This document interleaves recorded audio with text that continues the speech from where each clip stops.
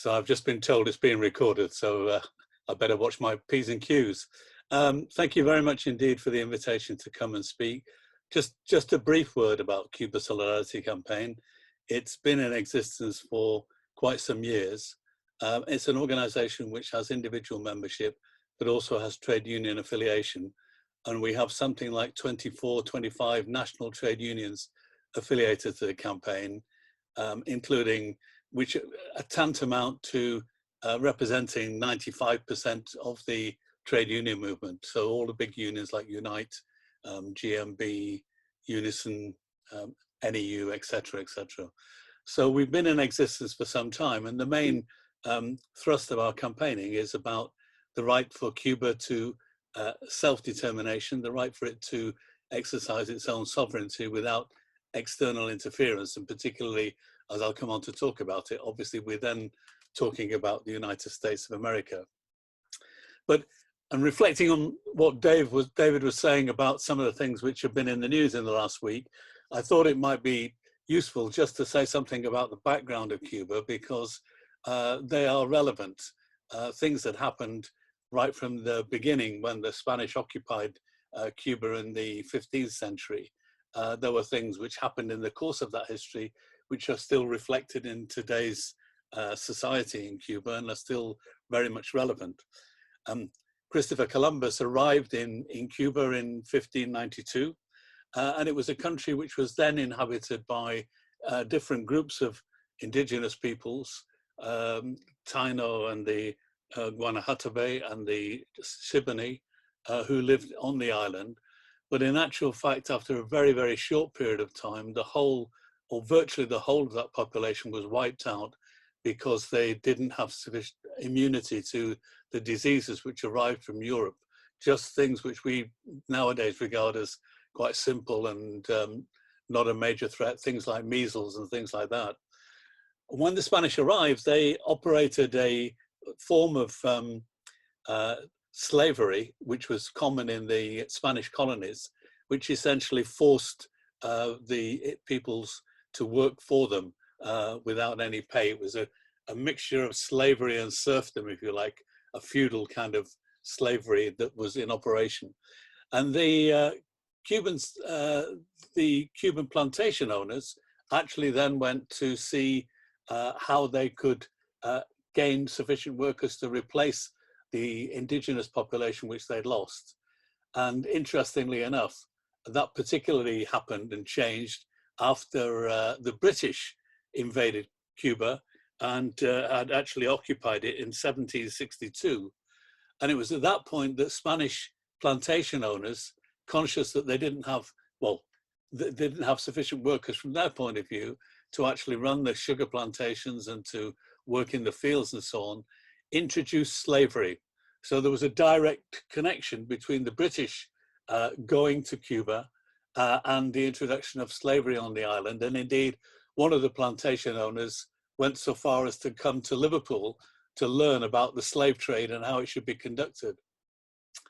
There's an interesting fact about the slavery in the Spanish and the French colonies was slightly different from that in the British, in that they always took the attitude that they wanted to convert the slaves to Christianity.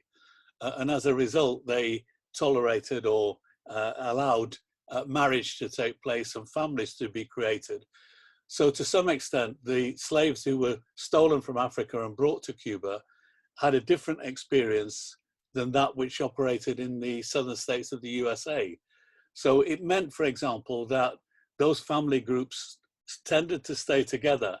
So, for example, in Cuba today, if you go to Cuba, you'll see people who are part of societies like the Yoruba society, who practice religions which can be traced back to West African religions and are kind of a mixture of Christianity and indigenous religions from West Africa itself, groups like the Santeria and others.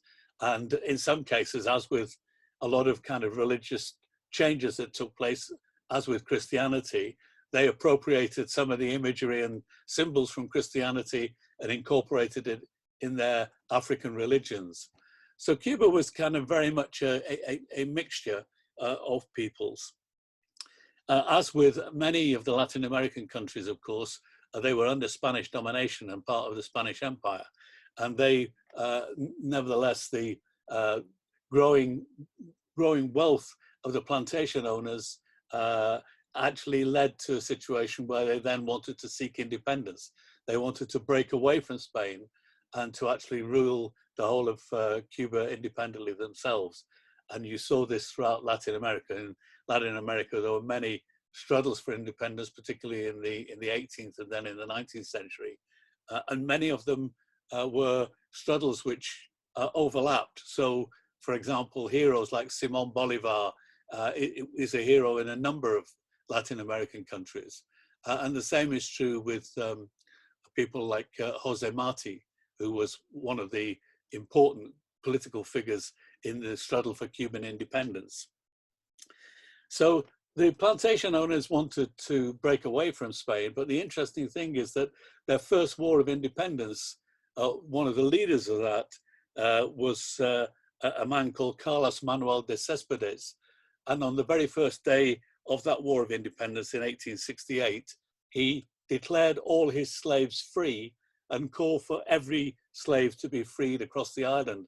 So the struggle for emancipation and the end of slavery was interlocked with the struggle for national independence that took place. And indeed, another interesting kind of anecdote about that struggle is that there were something like 500 Chinese indentured workers on the island of Cuba at the time, and they actually participated as a battalion in the rebel forces fighting against Spanish imperialism. So there has always been something of a cultural mix in Cuba itself.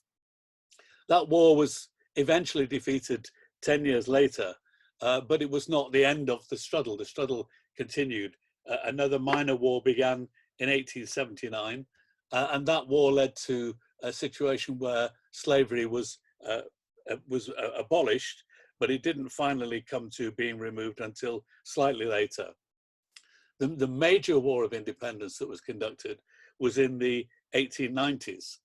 In 1892, José Martí, Cuban poet, journalist, writer, thinker, living in exile in the United States of America, founded in New York the Cuban Revolutionary Party. And the object of that was to break away from Spain and to create an independent nation.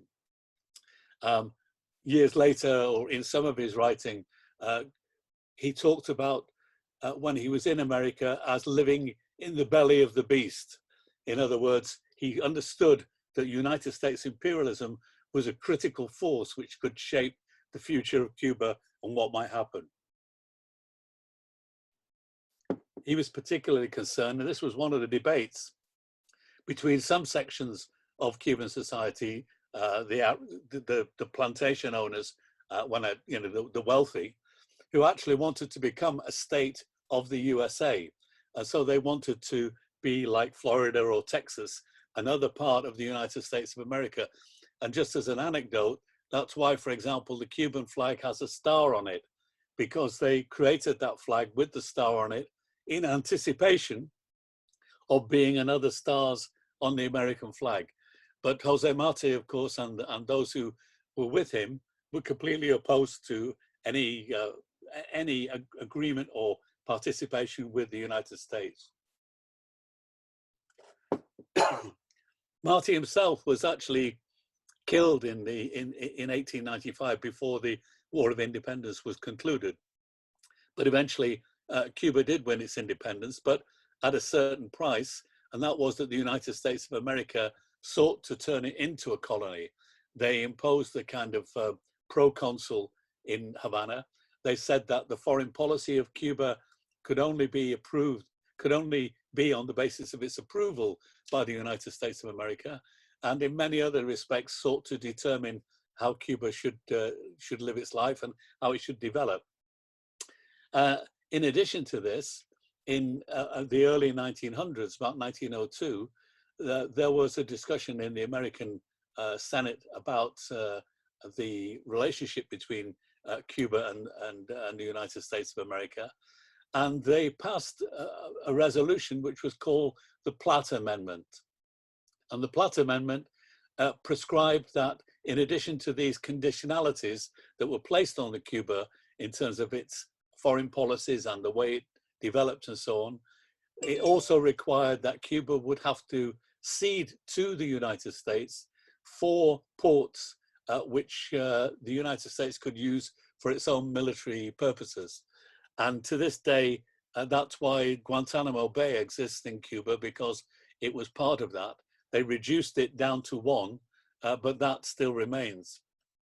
And people often ask, well, why on earth do the Cubans tolerate Guantanamo on the island itself?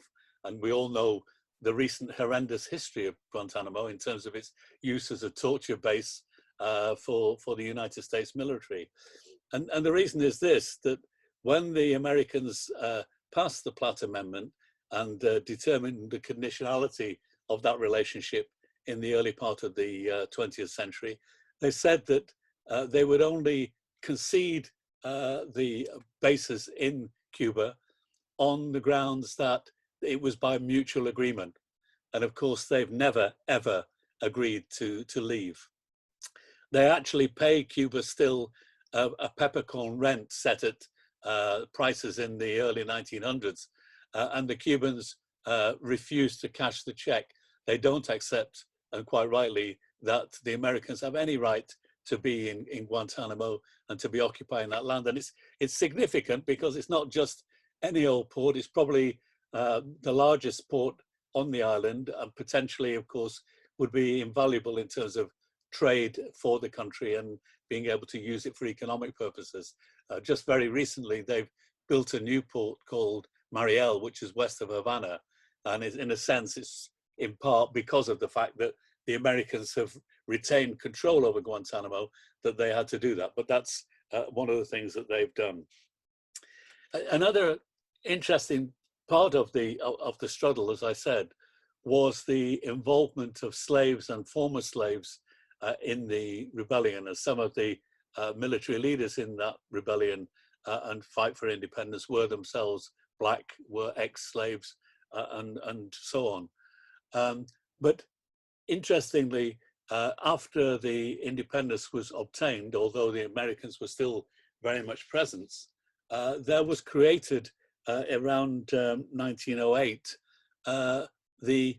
and I've got to just refer to my notes to get the name right, it was the Independent Party of Color. It was the first black political party in the Western Hemisphere. And these were slaves who had fought in the Independence War, but felt that they had not received the sorts of advantages that they should have received, treated with equality and receiving kind of the benefits that that independence struggle should actually provide them. So it was the very first black political party in the whole of the Western Hemisphere. Extremely interesting development. And they called for, as their priorities, they called for free education for all, guaranteed labor, and a series of other demands which were part of their program. And that struggle, however, was defeated militarily in 1912, and it was set back. But I think the legacy of that still is retained in many respects in terms of Cuba's politics. So after the period from more or less the beginning of the 20th century, right the way through until 1959, you could say, the United States treated Cuba as a neo-colony. It treated it as its backyard. And so it interfered in the politics of Cuba. It sought to place people in charge, or to give support to people in charge who they felt would act in a way which was in the interest of the United States. So one of the people who became the president in Cuba in the 20s, and then a gap, and then another period in the early 30s, was a man called Machado. And Machado was described as the tropical Mussolini. In other words, he was a dictator who ruled the island with a rod of iron, who suppressed workers organizing in trade union movements, and generally carried out thoroughly reactionary policies. But in 1933, due to a general strike and a mass uprising, he was actually thrown out.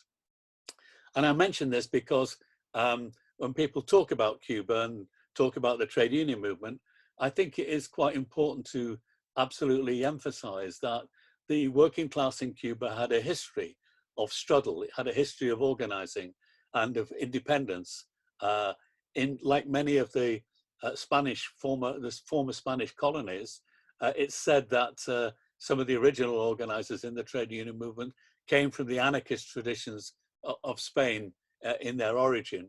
And certainly they had a very rich rank and file organization, which actually produced journals and magazines and so on, right the way through the 30s into the 50s, discussing how they would organize and how they would carry out struggles. And there was one particular struggle in the 1950s where the workers were taking conventional action in terms of strike action, in terms of picketing and demonstrating and so on. But they had a wing which was involved in what they called the Movimiento Obrero Belligerante. And you could probably guess what that means, the belligerent workers' movement. In other words, they were prepared to use, how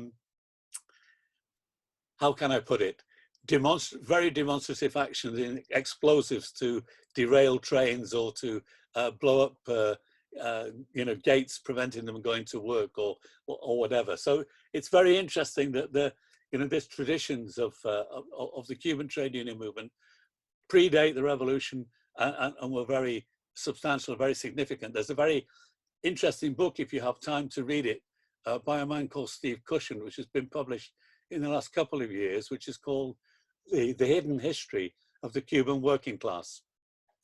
And I say this and emphasize it because to some extent in the media and even in sections of the socialist movement, there is this kind of imagery of the Cuban Revolution just being about the struggles that were waged in the mountains by the guerrilla fighters and so on, rather than recognizing it was a combination of all sorts of different social components, and the working class were very much involved in it.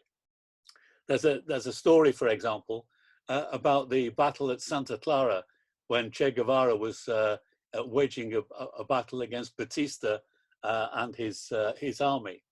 And Batista was actually preparing to send an armored train to Santa Clara to deliver additional arms to the troops that were there and reinforcements.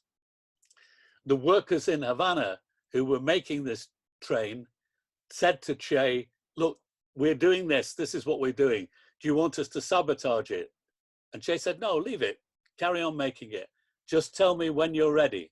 So they timed the release of the train by the workers in Havana so that Che knew exactly when this train was going to appear on the scene when they got to Santa Clara. And of course, the battle at Santa Clara was one of the critical moments in the revolution. And it was not just as obviously you have seen in the media, a situation where there was a gunfight and the guerrilla forces defeated the Batista army, but it was one in which there was an uprising in the whole town, in which they actually formed blockades around the town, in which the mass of people were engaged in all sorts of ways. And I just wanted to kind of relate that because, as I say, I think there is a tendency to have a certain imagery of what the Cuban Revolution was. Now, moving on more to recent times, it was really from the very get-go that the United States of America decided to intervene in Cuban politics. It decided that it was going to cut off, for a start, the economic relations which Cuba had with the United States of America. The USA had a sugar quota, which was delivered, which meant that Cuba had a guaranteed market for its major product. And like a lot of colonial countries, there was often the case that they were dominated by single crops. You know, they were monoculture in terms of kind of their agricultural production. So sugar and tobacco, as you know, were major components of the Cuban economy. So the US cutting off the sugar was quite a blow to Cuba's economy. And of course, after that, and next year is the 60th anniversary, not just satisfied with actually cutting off or attacking the economy of Cuba, the United States of America financed, funded, organized, militarily supported the invasion that took place at Playa Giron in the south of the island, or what we call the Bay of Pigs, when there was a major attack on Cuba, which was literally backed by the USA, having trained the mercenaries in, I think in Honduras, I think, if I remember correctly, and ensuring that there were American boats, vessels to transport them in order to carry out the landings and to establish a bridgehead. That was the idea. So the United States, from the very early days, including not only Eisenhower, but Kennedy, were involved in this aggressive attitude towards Cuba right from the outset. So to some extent, that explains, or is part of the explanation, as to why Cuba turned to the Soviet Union as a possible trading partner in order to sustain itself when it was faced with so much challenge from what had previously been its major market in terms of the agricultural situation. And it established that relationship, which went right the way through from the early 60s through till essentially the end of the Soviet Union in the late 1980s and the early 1990s. And at that point, it ceased, the trading virtually ceased. The Soviet Union no longer carried on trading. And it had been, as I say, a major partner of Cuba in terms of its trade. Cuba sold its sugar at a good price, above the world market prices, and in return received technical support and so on from the Soviet Union. And it was as a result of that, that the relationship existed. When the Soviet Union collapsed, there was a massive crisis in terms of the Cuban economy. The Cuban economy, the gross domestic product of the Cuban economy between the end of the 80s and the early part of the 90s declined by 35%.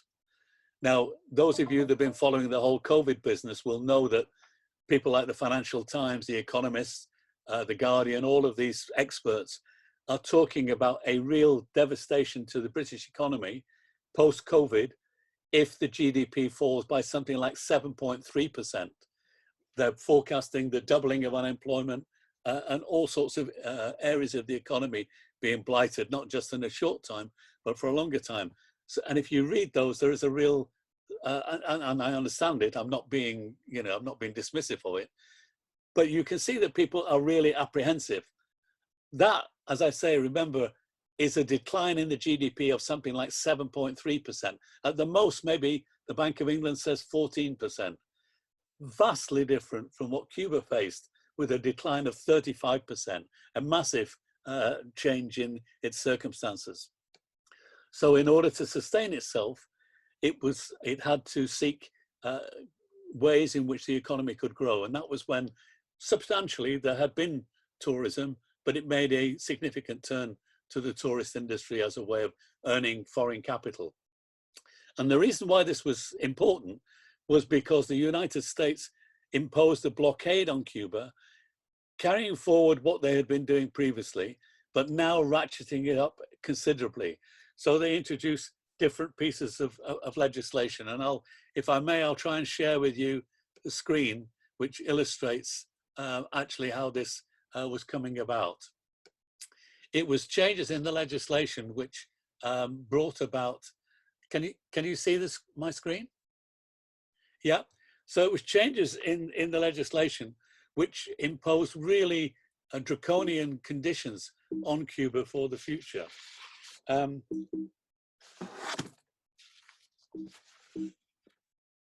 Now I can't get my screen to move. Bear with me a second, it's just, I need to try to see if there's a way of doing that. I put the map on there just to emphasize the proximity of the United States to Cuba itself. It's the distance between the south of Florida and Cuba is only 90 odd miles. It's very, very close indeed. And again, when you're talking about making a comparison of Cuba and the United States, we're talking about two vastly different entities in terms of population size, in terms of the GDP and so on. In fact, the American army has the equivalent of a GDP which is 7 times bigger than the Cuban economy. So you get some notion of actually the scale of the economy in Cuba itself. The legislation that they brought in to impose a blockade was through 2 acts, and these were named after various senators who introduced them. So you had the Torricelli Act and the Helms-Burton Act, introduced by Jesse Helms and Burton, who was the other person, given a very nondescript sort of name, suggesting that it was all about democracy. But actually what it intended to do was something extremely strong in terms of the Cuban economy. So, for example, trade between the USA and Cuba was banned completely. And I mentioned to you that although the sugar quota had been cut off, there was still some element of trade between Cuba and the United States of America. But this new legislation actually cut that completely. And it went further than that. It said that any products from another country which had more than 10% or more raw materials or components or anything of that kind could not be sold to the Cubans. And that's had a direct impact on all sorts of things. There was a very tragic case of Cuba trying to provide a scanner for children with cancer. And the machine, one of the components broke down. And that component was obviously, not obviously, but they wanted to obtain it from the USA, and the Americans wouldn't have it. So eventually, what happened was the Cubans had to go to Canada to get this spare part. But in order to fit it to the scanner, they had to export the scanner to Jamaica and get the component fitted in Jamaica before they could re-import it back to Cuba. And this goes on with all sorts of goods. There was recently, in terms of banning trade, there was recently ventilators which were being sent from China to help with the COVID challenges. And that company which was flying the ventilators from China was actually told by the USA that it would have its, would have fines imposed on it and would suffer gravely if it did so. So those ventilators which were destined for Cuba were actually redirected to the United States of America. And some people say, well, why don't companies just avoid having anything to do with the USA? Why don't they say to the USA, it's none of your business? But you can see from this slide that the Office for Foreign Assets Control, OFAC, which is a part of the US Treasury Department, actually imposes fines on companies and banks who trade with Cuba. So you can see these are not insubstantial amounts. And because the Federal Bank of the United States of America controls many of the assets of, for example, European countries trading in the USA, those assets can be seized or can be, part of them can be taken by the USA if they feel they're in breach of US legislation. So this blockade costs Cuba a colossal amount of money. This is the estimate since the beginning of 1959 when the revolution took place, $138 trillion. And we're talking about a country which is, in essence, a developing country. If you look at some of its neighbors, like Haiti or the Dominican Republic, and the poverty that you see there, you can appreciate that this scale of money would make a qualitative difference to Cuba were it not to have that restriction placed on it. And that's a cost which on a daily basis is something like $12 million a day. So it's fairly large. And there are many measures that are imposed on Cuba as a result of this legislation. In one financial year, these are some of the figures that relate to different aspects of the Cuban economy and the costs that it actually is in terms of their functioning. And you might ask, for example, well, why construction? Well, quite simply, they have to import cement and the materials to carry out building, and they can't get it from the USA, their neighbor, 90 miles away. So they have to seek it elsewhere on the world market, and they have to pay a price for doing so. And this situation is made worse by David's good friend, who has actually ratcheted up these blockade measures, if you can believe it.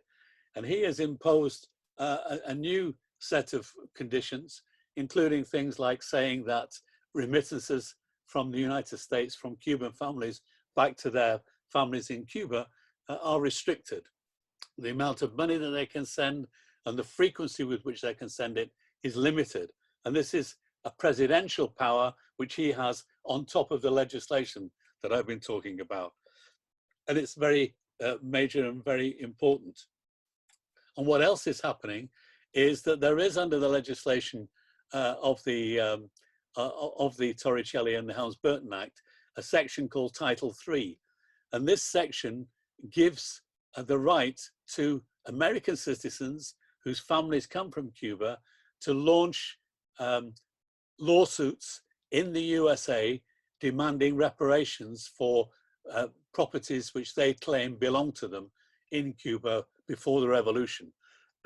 So it's an attempt to extract money from Cuba after more than 60 years of the revolution. And the thing about this is that Cuba actually set out and negotiated reparations with lots of countries, including with Britain, to reach agreement about funds which were belonging to British companies or British individuals, and reach an amicable resolution of that. The Americans refused to do that. And the Cubans say, well, you know, the valuation should be the valuation which you put on those properties when you were in Cuba. And of course, what happened was that a lot of these people, as tax dodgers, put down that these properties were virtually worthless in order to avoid paying any taxes. And now they're coming back and saying, but actually they're worth a lot more. But that legislation and the operation of Title III could be a serious threat to Cuba going forward. Now, this is not something which has wide approval. You can see this is the vote that took place at the United Nations General Assembly in November of last year. It's the 28th time this resolution has been passed condemning the blockade. And you can see that virtually every country in the world actually is against the United States of America. And I'm going to leave you, David, I know you said you had a quiz later on. I'm going to leave you with a mini quiz and say, if anybody can name who the 3 countries are that support the blockade, and perhaps the 2 countries that abstained in the course of that vote. So I'll move on more quickly because I'm conscious that time is passing on, and just say something about Cuba and its achievements, despite these incredible challenges that it faces. In Cuba, in both education and health, it is completely free and universal. If you are a university student, if you go, and there's a very high proportion of Cubans go to university, you will study right through to research, PhD level is all completely free. And the same with the health provision in Cuba. It's entirely free.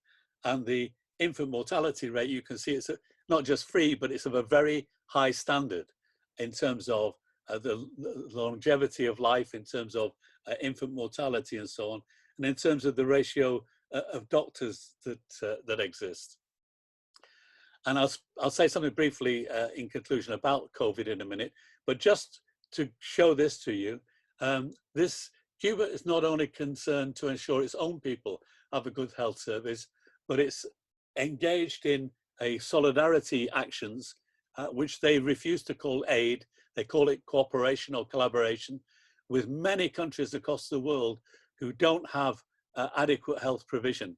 And also they've created some specialist brigades that act swiftly in the case of emergency, called the Henry Reeves Brigade. So when, for example, there was a massive earthquake in Pakistan, I think it was 2005, they sent health workers there who treated overwhelmingly the majority of those who were injured in the course of that.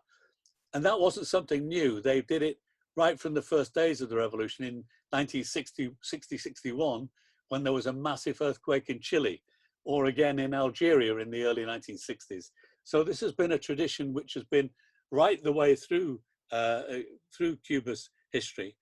including providing, as you can see on the bottom of that screen, operations for more than 2.25 million. It's now, I think, literally getting on for 4 million people to improve their health site by removing cataracts. And the reason for that is, as you can see, that Cuba's GDP expenditure on health is higher, far higher than most countries, and certainly much higher than ours. I'll perhaps come back to talking about ELAM. How are we for time, David? I think everyone's enjoying themselves. Okay. Carry on, please. Just tell me to shut up when you've had enough. Will do. All right. But just in terms of Cuba's internationalism, it isn't only the case of sending their medical practitioners abroad to assist in crisis situations. They've just sent, I think it's something like 3,000 abroad to something like 22 countries, or 28 countries, sorry, to help with deal with the COVID pandemic. Even sending doctors to Italy and to Andorra, but to countries in particular in Africa and in Central and Southern Latin America. And they are well known for doing so. The situation with the doctors is not just that they send these doctors abroad, but they also train doctors at what's called ELAM.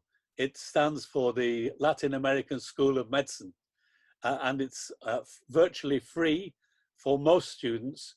Those countries which have the money and the capacity to pay do so, but a lot of students go there for free from Africa in particular and from Latin America.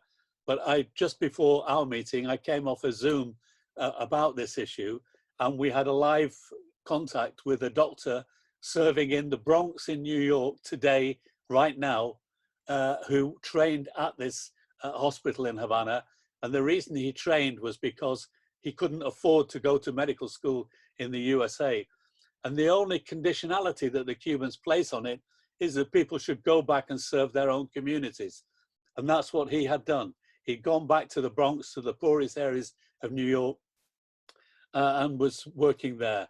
And he was just contrasting the medical system in America with what he saw in Cuba. And he said the overwhelming thing that impressed him was a sense that it was a national service, that everybody received the same quality of treatment across the whole of the island, and that people worked in teams collectively. There was no hierarchy. There was no, dominating by certain, if you like, hierarchies within health establishments. And of course, there's no private system. So there was just the public system itself.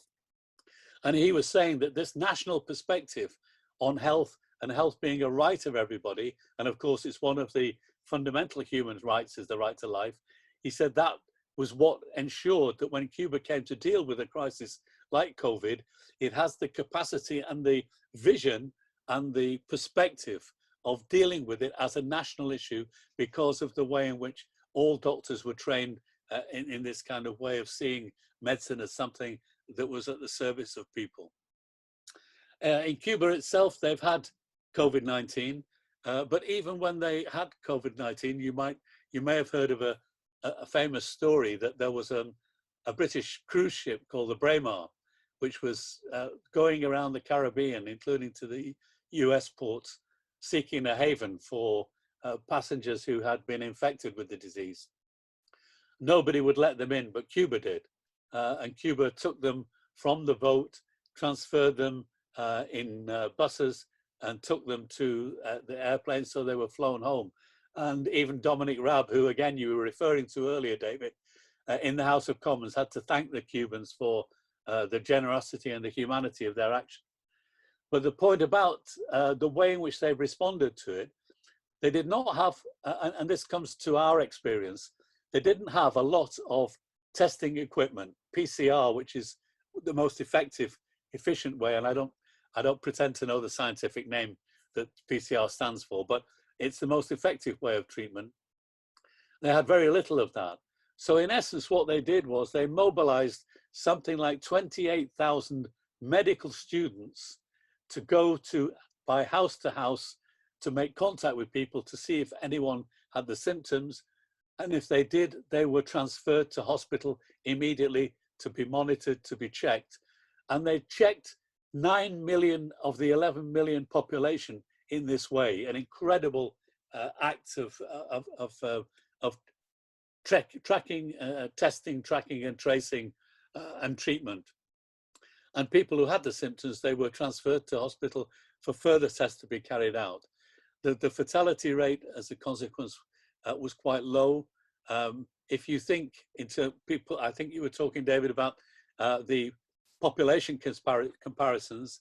If you think of Cuba as 11 million, we're 66 million, you have to multiply that figure by 6 to get the equivalent of what it would be in terms of the UK.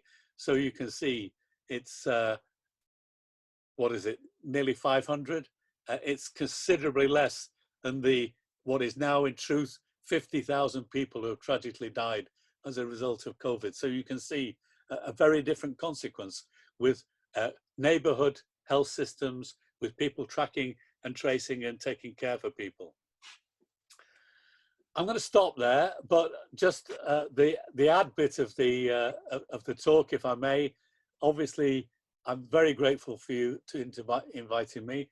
I would very much like it if individuals who wish join the Cuba Solidarity Campaign, raise the question of affiliation in trade union branches and in the Labour Party, and also two specific things.